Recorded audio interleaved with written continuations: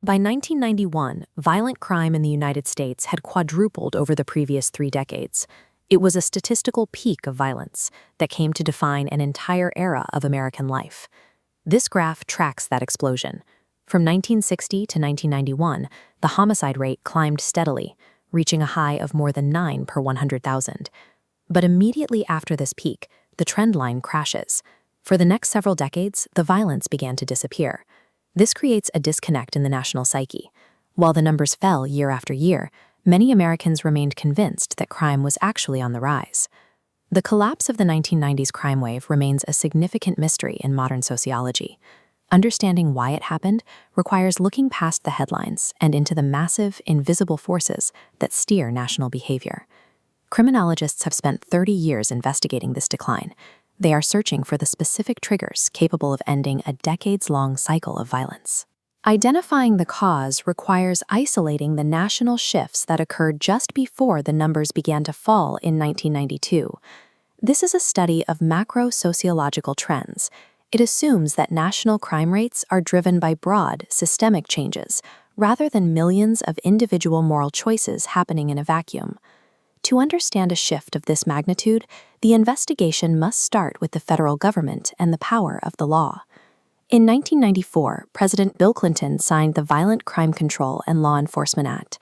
It was a massive political push to end the crime wave through aggressive policing and sentencing.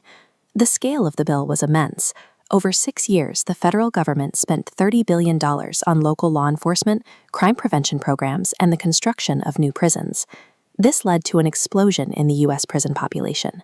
With 2.3 million people behind bars, the United States developed the highest incarceration rate in the world. However, data from other high-income nations complicates this narrative.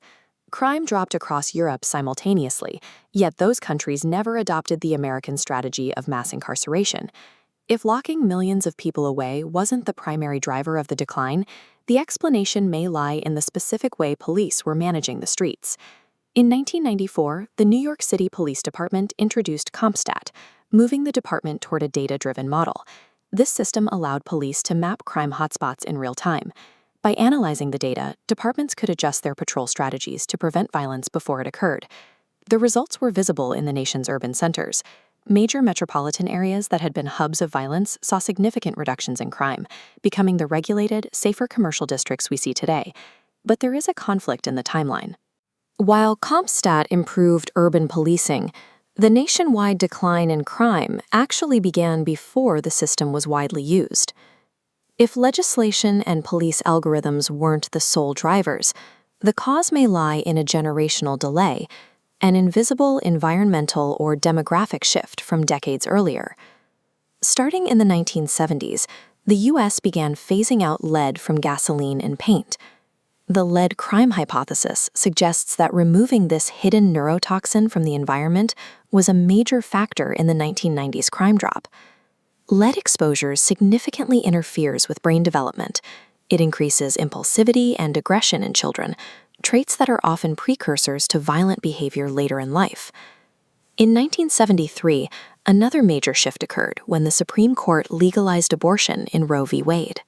Economists later argued that this decision significantly reduced the number of children born into extreme poverty and difficult circumstances, shifting the demographic profile of the next generation. This chart shows the timeline. If you move exactly 18 years forward from the environmental and legal changes of the early 1970s, you land directly on the 1991 crime peak, the moment that generation reached adulthood.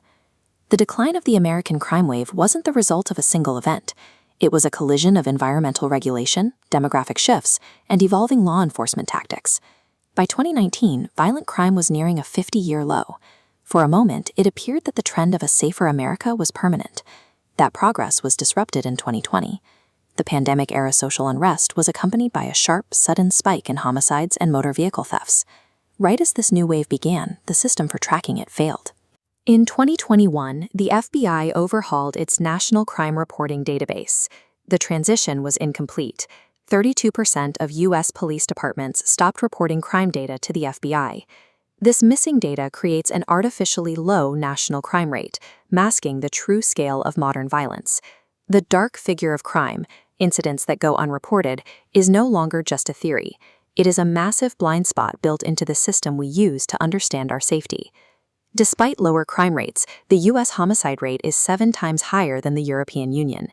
In 2022 alone, 8 American cities were ranked among the 50 most violent in the world. This statistical reality sits in contrast with a public conversation dominated by intense, media-driven paranoia. But the breakdown of federal data means that our primary tool for perceiving the truth is completely broken. The most pressing question isn't whether a new crime wave is coming. It's whether we would even be able to tell if it had already arrived.